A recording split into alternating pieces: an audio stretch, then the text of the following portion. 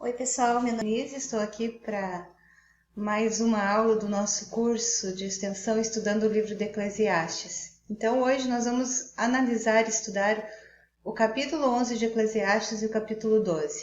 Vamos agora então começar. Primeiro vamos começar falando do capítulo 11 de Eclesiastes. Vamos ver o versículo 1, tá? O título do capítulo 11 é Façamos o que é bom no tempo oportuno. Versículo 1. Lança o teu pão sobre as águas, porque depois de muitos dias o acharás. Porque depois muitos dias o acharás. Então, lança o teu pão sobre as águas, nos versículos 1 ao 6, ressalta o risco e a incerteza das empreitadas agrícolas e comerciais. Portanto, então, enquanto o capítulo 10, antes do capítulo 11, nós vimos o capítulo 10. O capítulo 10 falava da realeza e dos líderes.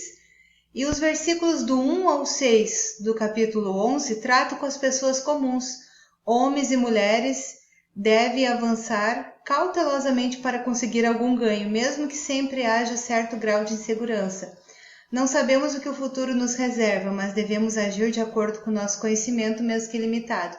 Então, o que eu quis dizer para vocês? Vou explicar aqui para vocês. Então, o capítulo 10 falava sobre a realeza, príncipes, e aqui fala do trabalhador comum, né? Lança o teu pão sobre as águas. Então, muitas vezes, quando as pessoas vão trabalhar ou plantar empreitadas agrícolas e comerciais, elas arriscam, né? Mas lança o teu pão sobre as águas. Deus está mandando aqui, né? O pregador falou, lança o teu pão sobre as águas, porque depois de muitos dias o acharás. É uma confirmação. Também vemos neste versículo uma promessa. Eu falei a palavra confirmação, mas eu quis dizer promessa, tá?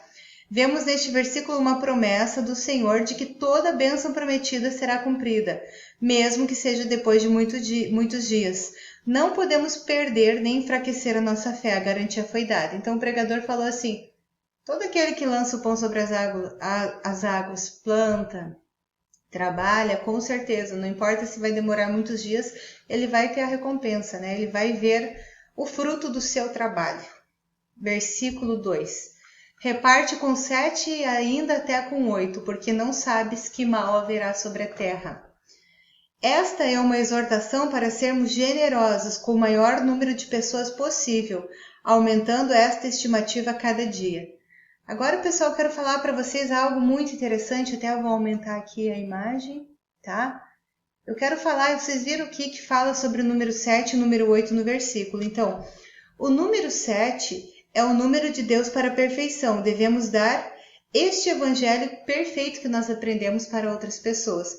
Agora eu fiz uma pesquisa sobre o número 8, tá? Daqui a pouco a gente volta ali no versículo 2 e eu vou mostrar para vocês. Mas olha só tudo interessante que eu descobri a respeito do número 8. O número 8 é o número da ressurreição de Cristo e o símbolo da eternidade. O número 8 aparece 63 vezes na Bíblia. O número 8 passou a representar a ressurreição. Depois do 7º dia da lei, vem o 8º dia da graça. Na Arca de Noé foram salvas 8 pessoas. Sabe o que eu estou fazendo aqui? Eu estou citando para vocês todas as vezes que apareceu o número 8, era o símbolo de salvação, né? Então era o símbolo de salvação das pessoas. Então vamos continuar aqui na parte da Arca de Noé. Na Arca de Noé foram salvas 8 pessoas. Deus destruiu os maus e começou uma nova era com 8 pessoas. Por isso o 8 também é o número da salvação. Os primogênitos lá do Antigo Testamento e também do Novo eram consagrados a Deus no 8º dia. Eu quero ler para vocês aqui Êxodo capítulo 22, versículo 29 e 30. As tuas primícias e os teus licores não retardarás, o primogênito de teus filhos me darás. Assim farás os teus bois das tuas ovelhas, 7 dias estarão com sua mãe, e ao 8º dia nos darás, que vão entregar, né, no 8º dia. Então, gente, também tem referência, eu dei exemplo aqui do Antigo Testamento, mas agora eu vou falar do Novo Testamento. O número 8 é o número do Novo Testamento. Isso aqui foi muito interessante para mim, tá? Representa um novo concerto ou uma nova aliança. O Novo Testamento foi escrito por 8 autores. Que interessante, né? Eu não tinha prestado atenção nisso. Quem foram os autores do Novo Testamento? Mateus, Marcos, Lucas, João, Paulo, Tiago, Pedro e Judas. Somente o apóstolo Paulo escreveu 13 epístolas, né? Então nós sabemos que o Novo Testamento tem 27 livros e são 8 autores. Que interessante, eu nunca tinha me dado conta de que o número 8 tinha algum símbolo, né, na Bíblia. O número 7, a maioria das pessoas fala, né, que é o número da perfeição, mas o número 8 eu não sabia. Agora, uma última coisa que eu quero falar sobre o número 8. O fundador da nova aliança, Jesus Cristo, foi circuncidado no 8º dia. Isso está escrito em Lucas 2:21. E quando os 8 dias foram cumpridos para circuncidar o menino, foi-lhe dado o nome de Jesus, que pelo anjo lhe fora posto antes do ser concebido.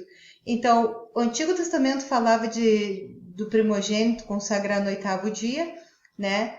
E também aqui no Novo Testamento uma referência também que fala sobre o 8º dia. Agora vamos ver aqui, vamos ler de novo o versículo 2. Reparte com 7 e ainda até com 8, porque não sabes que mal haverá sobre a terra. Eu vou repetir aqui. Esta é uma exortação para sermos generosos com o maior número de pessoas possível, aumentando esta estimativa a cada dia. Então, o número 7 e o número 8 são proféticos. Vamos ver. Vamos mudar aqui de versículo. É o versículo 3 do capítulo 11. Estando as nuvens cheias, derramam a chuva sobre a terra, e caindo a árvore para o sul ou para o norte, no lugar em que a árvore cair, ali ficará. Então, independente do lado que cair uma árvore, alguém dará utilidade à sua madeira. Portanto, pare de se lamentar por ela não ter caído para o lado que você desejava, ou mesmo conjecturar se cairá ou não para tal lado. Então, conjecturar é considerar como provável, supor, presumir. Então, não sei se vocês entenderam, né? Isso aqui fala mais no sentido espiritual, né? Quando uma árvore é cortada, ela sempre vai cair para um lado ou para o outro. E aqui, o que está dizendo esse versículo? O pregador diz, mesmo que a árvore não caia para onde você deseja, todo mundo vai achar um fim para essa árvore, todo mundo vai saber o que fazer com aquela madeira, né? Isso aqui é muito legal, gente. Tem um sentido espiritual muito grande. A outra questão do versículo 3, em qualquer posição que o cristão se acha, é uma oportunidade para as bênçãos do Senhor. Muitos cristãos sempre tentam ficar em outro lugar. Independentemente do lugar, Deus abençoará, porque Deus é capaz de mover-se para qualquer lugar. Agora vamos ver versículo 4. Quem observa o vento nunca semeará, e o que olha para as nuvens nunca cegará. Nunca semeará. A pessoa cautelosa ao extremo, a ponto de esperar o momento ideal para tomar uma atitude, está condenada ao fracasso. O cristão que olha para as circunstâncias, para situações adversas, para o negativo ou para qualquer outro denominado estorvo, não está exercendo a fé. Devemos simplesmente semear e esperar colher, né? Tem gente que fica esperando o momento apropriado e às vezes acaba perdendo uma oportunidade. Então, semeia, né? Uma coisa é certa, quem semeia vai colher. Versículo 5. Assim como tu não sabes qual o caminho do vento, nem como se formam os ossos no ventre da que está grávida, assim também não sabes a obra de Deus que faz todas as coisas. Então, o que significa? Certos atos do Senhor são inexplicáveis. O Espírito Santo nos diz que é inútil tentar descobrir exatamente como Deus faz as coisas. O seu poder é infinito. Não sabemos como podem os ossos se desenvolver no ventre da mulher grávida, mas o Deus do impossível faz isso acontecer. Creia em Deus, apesar das circunstâncias. Inclusive, tem um versículo em Eclesiastes que fala isso, né? Do ventre da mãe, como o bebê se desenvolve. Eu não me lembro qual que era o capítulo, mas eu já falei sobre esse versículo há uns capítulos aí atrás. Alguma dessas aulas aí eu falei. Agora nós vamos ver o versículo 6. Pela manhã semeia a tua semente, e à tarde não retires a tua mão, porque tu não sabes qual prosperará, se esta, se aquela, ou se ambas igualmente serão boas. Qual prosperará? O conselho do autor é não evitar comprometer-se com as coisas, é realizá-las, mas deixar que Deus determine o sucesso ou o fracasso do empreendimento. Os homens possuem grande fé no sistema deste mundo, embora não tenham nenhuma certeza do êxito ou prosperidade, mas deveríamos possuir grande fé no sistema de Deus e da sua palavra. Esse sistema é garantia de sucesso, porque o fim daquele que confia em Deus e lhe obedece termina bem, embora muitas vezes comece mal. Em Eclesiastes 7:8 diz isso, né? Melhor é o fim das coisas do que o princípio delas, melhor é o longânimo do que o altivo de coração. Então, às vezes uma pessoa começa bem e pode terminar mal, às vezes ela pode começar mal e terminar bem. Então, resumindo aqui algumas coisas que a gente já estudou, temos que, em determinado momento da nossa vida, né, ter sabedoria e crer que projetos sem Deus, não colocar Deus na nossa vida, não incluir Deus na nossa vida, pode fazer a gente terminar muito mal. Vamos ver o versículo 7. Verdadeiramente suave é a luz e agradável é aos olhos ver o sol. A afirmação suave é a luz é uma forma de expressar a alegria de viver, apesar de todos os problemas apresentados no livro de Eclesiastes. É bom viver, e viver melhor ainda se formos sábios, incluir Deus nas nossas vidas. Versículo 8. Mas se o homem viver muitos anos e em todos eles se alegrar, também se deve lembrar dos dias das trevas, porque hão de ser muitos, tudo quanto sucede à vaidade. Lembrar dos dias das trevas. Ao avaliar as oportunidades da vida, devemos também pensar mais seriamente na morte. Isso estabelece um contraste com a alegria de trabalhar enquanto é dia. Então o autor de tempo em tempo aqui fica falando, viva, mas não esqueça que um dia vamos morrer e para onde irá nossa alma, né? Mas é bom viver, gente. É bom viver e principalmente ainda com Deus, né? Versículo 9. Alegra-te, jovem, na tua mocidade, e alegre-se o teu coração nos dias da tua mocidade, e anda pelos caminhos do teu coração e pela vista dos seus olhos.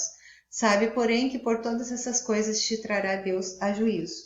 Então aqui Salomão fala aos jovens, incentivando-os a aprender as lições que ele aprendera no decorrer da sua vida. Este versículo não é um estímulo a viver no pecado satisfazendo os desejos sexuais, como se supõe na expressão anda pelos caminhos do teu coração, né? Porque a palavra de Deus fala que o coração do homem é enganoso.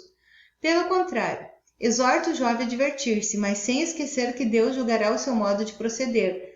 Todas as pessoas deveriam viver a sua vida com o dia do juízo sempre em mente. Versículo 10. Afasta, pois, a ira do teu coração e remove da tua carne o mal, porque a adolescência e a juventude são vaidade. Infelizmente, a juventude passa como o vapor. Benjamin Franklin disse, ficamos velhos cedo demais e sábios tarde demais. Todos os sonhos da juventude fora do Senhor são vaidades. Então, ficamos velhos cedo demais, né? Quando a gente vê, os anos já passaram, né? Pô, a gente pensa, eu não vejo a hora de fazer 15 anos, depois não vejo a hora de fazer 20, quando a gente vê, a gente já tá com 40, 50, 60, né?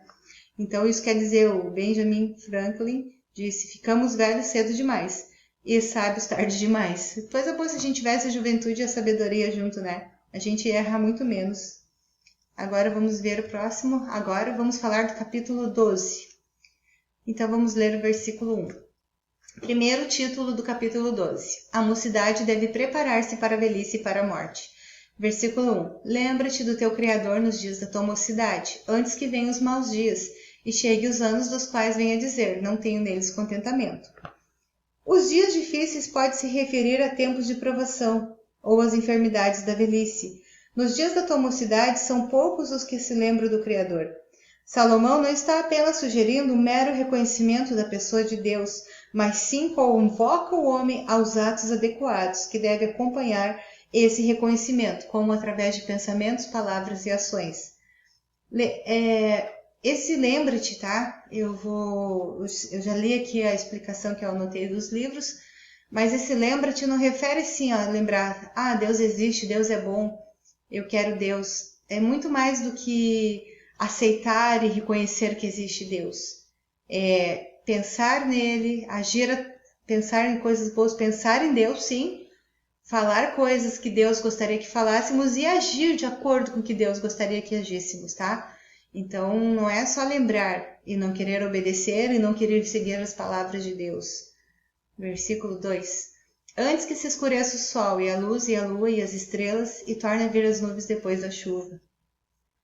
Então, Vamos ver esse versículo. Na juventude a vida parece toda brilhante. Se houver chuva, os raios do sol com rapidez a seguem. Mas não é assim na velhice. A expressão "e tornem a vir nuvens depois da chuva", que é essa última frase aqui, ó, "e tornem a vir nuvens depois da chuva", significa que a velhice, na velhice, a mente pode perder o seu poder de recuperação e alegria. Neste versículo contém metáforas de um dos sinais típicos da velhice. Exemplo, antes que escureça o sol, significa antes que se escureça a visão, né? Metáfora é quando a gente, vou dar um exemplo de uma frase, ele tem vontade de ferro, então o ferro significa aí que é forte, né? Ele tem uma vontade muito forte. E a metáfora aqui nesse versículo é antes que se escureça o sol, antes que a visão diminua, né? É isso que quer dizer. Agora vamos para o versículo 3. No dia em que tremerem os guardas da casa, e se curvarem os homens fortes, e cessarem os moedores, por já serem poucos, e se escurecerem os que olham pela janela. Bom, então quando fala de casa, tá? Aqui, ó, tá falando de casa. Isso aqui está significando o corpo humano. Quer ver como é interessante isso aqui? Queria que vocês prestassem bastante atenção. Então, a casa é a figura do corpo humano. Os guardas são os braços. Pode ver que nesse versículo fala os guardas da casa. Os guardas são os braços. Homens fortes pode tratar-se mais especificamente dos joelhos que se curvam, né, que se enfraquecem. Os moedores são os dentes, cada vez mais raros e fracos, não conseguem mastigar a comida tão bem quanto antigamente, quando era jovem. As janelas referem-se aos olhos. Os versículos do 3 ao 6 listam as enfermidades que vão acontecendo com as pessoas à medida que elas envelhecem. Versículo 4. E as duas portas da rua se fecharem por causa do baixo ruído da moedura, e se levantar a voz das aves e todas as vozes do canto se baixarem. É possível que as portas representem os lábios e os ouvidos. O termo baixo ruído da moedura ilustra o pouco ou nenhum barulho feito ao mastigar alimentos na velhice, depois da perda ou enfraquecimento dos dentes. As vozes dos cantos se baixarem refere-se à audição, porque a capacidade de deleitar-se com a música diminui, né? Então, é verdade isso, né? A visão fica na velhice, a visão diminui, algumas pessoas começam a ficar meio surdas, os dentes, né, começam a enfraquecer ou até mesmo perdem, né?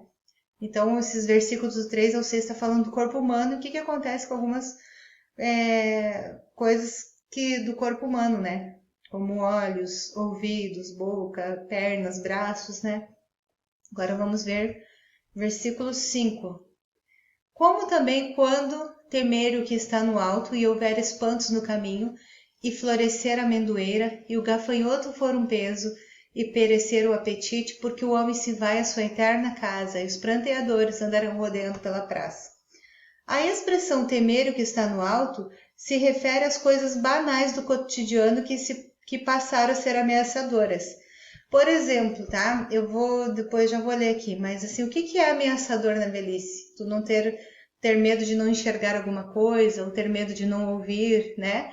Isso aí é uma coisa tão comum na juventude, mas quando chega a velhice as pessoas ficam com medo. Então a velhice traz consigo medo, coisas que eram tão naturais antes como ouvir, ver e falar, tornam-se agora uma grande dificuldade. A amendoeira em flor se refere aos cabelos grisalhos da pessoa. Eu pesquisei e uma amendoeira, quando ela está florescida, ela fica lotada de flores brancas, né? Então por isso que a amendoeira em flor significa os cabelos brancos de uma pessoa. A casa eterna é a sepultura, indicando o caráter final da morte. Essa palavra caráter aqui sugere uma marca, né? A marca da morte é a sepultura. A casa eterna seria o céu ou o inferno. Quando o gafanhoto for um peso, eu achei tão interessante isso. Talvez se refira ao passo do idoso que manca apoiado sua bengala, porque um gafanhoto não pesa nada, mas o peso da idade vai trazendo dificuldade para uma pessoa até mesmo para andar, né? Perecer o apetite pode estar se tratando do apetite sexual, que vai se perdendo ou devido a problemas de saúde ou literalmente o desejo de alimentar-se com certos tipos de alimento vai diminuindo, né? Agora vamos ver o versículo 6. Antes que se quebre a cadeia de prata e se despedace o copo de ouro, e se despedace o cântaro junto à fonte, e se despedace a roda junto ao poço. Alguns dizem que cadeia de prata se refere à coluna vertebral. O copo de ouro refere-se ao cérebro. Despedace o cântaro junto à fonte pode se referir a um coração falho. 4. A roda junto ao poço pode ser o sistema de veias e artérias que se difundem a partir do coração, que pode ter parecido aos antigos com as traves de uma roda. Então aqui eu falei de 4 expressões: cadeia de prata, copo de ouro, cântaro junto à fonte e roda junto ao poço. Então essas 4 expressões são referências à morte, pois a vida é derramada e chega ao fim. O corpo humano se desgasta e chega ao fim com a morte. Versículo 7. E o pó volte à terra como era, e o espírito volte a Deus que o deu. O corpo humano é feito de pó, e na morte volta para o pó. Entretanto, o espírito humano ou sopro volta a Deus que o concedeu. Então, aqui no capítulo, em Gênesis, capítulo 2, versículo 7, diz assim: E formou o Senhor Deus o homem do pó da terra, e soprou em suas narinas o fôlego da vida, e o homem foi feito alma vivente. Então, o homem foi feito do pó da terra, e foi feito e habitou nele o Espírito de Deus. Então, aqui tá nesse versículo 7, está dizendo assim, ó: o pó vai voltar para o pó. O Espírito vai voltar para Deus, porque Deus soprou o Espírito. É isso que está dizendo.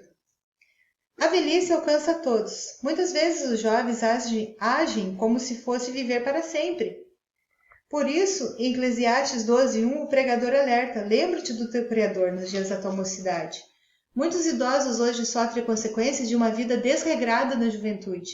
A morte é uma certeza para todos, por isso o pregador adverte o jovem a viver com sabedoria, porque dependendo da maneira que escolher viver, não chegará à idade de tornar-se um idoso. Eu não sei assim, exatamente se todas as pessoas que vão assistir o vídeo são cristãs, mas se você que está assistindo esse vídeo for alguém que prega a palavra de Deus, prega para o jovem essa palavra do Eclesiastes 12:1. Lembra-te do teu Criador no dia da tua mocidade. Eu já tive a oportunidade para pregar para jovens e eu preguei essa palavra aqui algumas vezes, porque é na juventude que muito das coisas que a gente escolhe fazer na juventude, a consequência só vem na velhice. Então é muito legal, se você que prega a palavra, pregar para os jovens essa palavra. É possível que o pregador... desculpa, gente. Agora eu vou falar do versículo 8, tá? Vamos ver. Estava olhando aqui se eu tinha falado tudo do versículo 7, acredito que falei. Eu vou ler de novo essa parte, do versículo 7. A morte é uma certeza para todos, por isso o pregador adverte o jovem a viver com sabedoria, porque dependendo da maneira que escolher viver, não chegará à idade de tornar-se um idoso. Isso aqui eu não tinha lido, né? Agora que eu vi. Versículo 8. Vaidade de vaidade, diz o pregador, tudo é vaidade. A palavra vaidade é repetida 3 vezes neste versículo. Isto para relembrar que a brevidade da vida é uma realidade. Hoje estamos vivos, amanhã não sabemos. Versículo 9. E quanto mais sábio foi o pregador, tanto mais sabedoria ao povo ensinou, e atentou, e esquadrinhou, e compôs muitos provérbios. É possível que o pregador esteja falando de si mesmo. Os 3 verbos que descrevem a atividade de Salomão, ensinou, atentou e esquadriou, também pode ser traduzidos como pesou, examinou e arrumou. Salomão escreveu 3.000 provérbios, dos quais menos de 1.000 estão incluídos no livro de Provérbios. Em 1 Reis capítulo 4, versículo 32, está escrito: E disse 3.000 provérbios, e foram seus cânticos 1.005. Tá? Isso aqui está falando de Salomão, do rei Salomão. O conhecimento que Salomão ensinou ao povo era o conhecimento de Deus, que tornou Israel a maior nação sobre a face da terra. Eu escrevi uma observação aqui. Não, é um título, tá? Não é uma observação. É o título que tem a partir do versículo 10. Todo o dever do homem consiste em temer a Deus e em guardar os seus mandamentos. Versículo 10. Procurou o pregador achar palavras agradáveis, e o escrito é a retidão, palavras de verdade. O pregador devota um cuidado especial às palavras para que sejam agradáveis, palavras de graça e palavras de verdade. A verdade a que se refere nesse texto é a verdade revelada por Deus. O valor eterno das Escrituras está contrastado nos versículos 9 ao 12. Versículo 11. Então, aqui é o valor eterno das Escrituras. Então, também está falando aqui de um valor eterno das Escrituras. As palavras dos sábios são como aguilhões e como pregos bem fixados pelos mestres das congregações, que nos foram dadas pelo único pastor. Os mestres sábios são como aguilhões e pregos. Incitam-nos a buscar o significado da vida e apresentam verdades fundamentais para a nossa vivência diária. O pastor aqui que fala o versículo 11, o único pastor é Deus, a palavra de Deus. Hoje essas palavras abrangem de Gênesis até o Apocalipse. Os pregos bem fixados tratam-se de ganchos nas tendas, onde as famílias penduravam as roupas e os utensílios domésticos necessários no dia a dia. Nesta passagem, os pregos, que se refere aqui no versículo 11, representam estabilidade e perspectiva à vida. Versículo 12. E, demais disso, filho meu, atenta. Não há limite para fazer livros, e o muito estudar enfado é da carne. Apesar do livro de Eclesiastes parecer pessimista, aprendemos que Salomão instruiu e alertou e exortou seus leitores. Aqui, os escritos humanos às vezes cansam, Aqui Salomão fala... Não, vou falar outra coisa, porque falei errado. Os escritos humanos às vezes cansam ao invés de ensinar, porque a palavra de Deus produz refrigério para a alma e não cansaço. Aqui o muito estudar é enfado da carne, Então aqui está falando assim que às vezes tu estuda tanto que a tua cabeça chega a ficar cheia, Isso acontece comigo, leio algumas coisas, daqui a pouco já me perdi tudo, já estou confusa. Mas a palavra de Deus, ela produz em nós refrigério. Mas aqui não está dizendo que não vale a pena estudar, tá, gente? Porque o que a gente está fazendo nesse tempo todo é estudando o livro de Eclesiastes e aprendendo tanta coisa boa, Mas a gente também tem um momento que a gente tem que relaxar. Versículo 13, de tudo que se tem ouvido, o fim é: teme a Deus e guarde seus mandamentos, porque este é o dever de todo homem. Vamos ver aqui. Temer a Deus é um dos grandes temas de Eclesiastes. Temer a Deus implica obedecer a Ele com respeito, reverência e admiração, servir-lhe com atitudes puras e afastar-se do mal e da adoração a qualquer outra coisa que ocupe o lugar de Deus. As palavras guarda os seus mandamentos remetem aos mandamentos da lei. Jesus os resumiu: amarás ao Senhor teu Deus e o teu próximo como a ti mesmo. Então, em Mateus capítulo 22, do versículo 37 ao 40, está escrito assim: E Jesus disse-lhes: amarás o Senhor teu Deus de todo o teu coração e de toda a tua alma e de todo o teu pensamento. Este é o primeiro e grande mandamento. E o segundo semelhante a este é: amarás o teu próximo como a ti mesmo. Desses dois mandamentos depende toda a lei e os profetas. Agora vamos ver aqui. Só somos completos e íntegros quando tememos a Deus e obedecemos aos seus mandamentos, porque este é o dever de todo o homem. Agora nós vamos ver o versículo 14. Porque Deus há de trazer a juízo toda a obra e até tudo que está encoberto, quer seja bom, quer seja mal. Deus há de trazer a juízo toda a nossa vida. Deus há de trazer a juízo. Toda a nossa vida será analisada pelo nosso bondoso Senhor. A vida deve ser vivida com fé, visando os valores do Deus eterno. Eu quero falar algo para vocês agora, tá? Uma conclusãozinha aqui de todas as coisas que a gente estudou em Eclesiastes. Que importância há em viver se seguirmos os ensinamentos de Eclesiastes, de que tudo é vaidade debaixo do sol, sem a presença de Deus, passaremos a ter um verdadeiro encontro com Deus e encontraremos nele a vida. O nosso erro é dizer, tá? A gente muitas vezes erra em querer muitas coisas o que se torna vaidade? Vou explicar para vocês. O nosso erro é dizer: quando eu conquistar a minha casa, serei feliz. Quando casar, serei feliz. Quando comprar uma bicicleta, serei feliz, etc. Eu descobri que podemos ser felizes hoje. Felicidade é algo que vem de dentro para fora. O apóstolo Paulo não foi um homem rico, nem sábio, nem teve todo o poder que Salomão teve, mas descobriu: posso todas as coisas naquele que me fortalece, em Filipenses 4:13. O que diz em Filipenses 4:13? Posso todas as coisas naquele que me fortalece. Então, esse versículo 13 aí, né, que eu acabei de ler para vocês, Filipenses 4:13, as pessoas usam no sentido de que podem todas as coisas. Eu posso isso, eu posso aquilo. Mas esquecem de ler o versículo 12 de Filipenses 4. Quer ver? Filipenses 4:12 está escrito. Paulo disse, antes de falar o 13, ele disse assim, ó: sei estar abatido e sei também ter abundância. Em toda maneira e em todas as coisas estou instruído, tanto a ter fartura como a ter fome, tanto a ter abundância como a padecer necessidade. Por quê? Porque eu posso todas as coisas naquele que me fortalece. Então, o que Paulo quis dizer? Que Deus me ensinou a ser feliz em qualquer circunstância da vida. Então, assim, ó, gente, por que eu falei dessa palavra do Paulo? Porque o que Salomão disse assim, ó, eu vou falar o que eu falei lá na aula número 1. Ele é um cara que dá para te levar a sério, porque ele teve muito poder, toda a riqueza, todas as mulheres que ele quis, e muitas vezes ele se sentiu frustrado, mesmo tendo todas essas coisas que a maioria da humanidade deseja.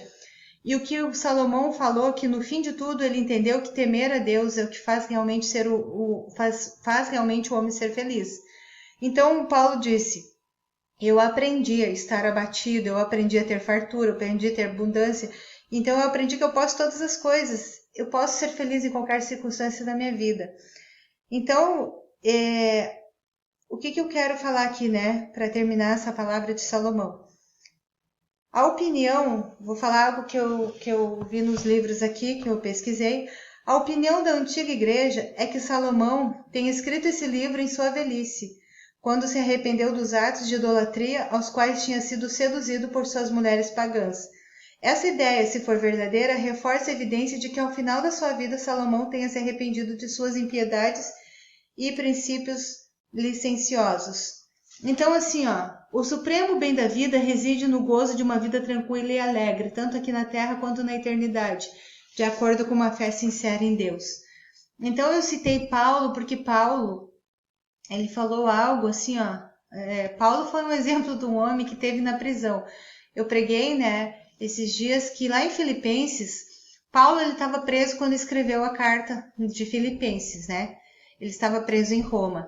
Então, assim, ó, a carta de Filipenses fala de alegria. Talvez alguém abra o livro de Filipenses, capítulo 4, se eu não me engano, não me lembro qual versículo, que diz assim, ó: regozijai-vos no Senhor, outra vez digo regozijai-vos. Regozijai-vos sempre no Senhor, quer dizer, alegre-se no Senhor.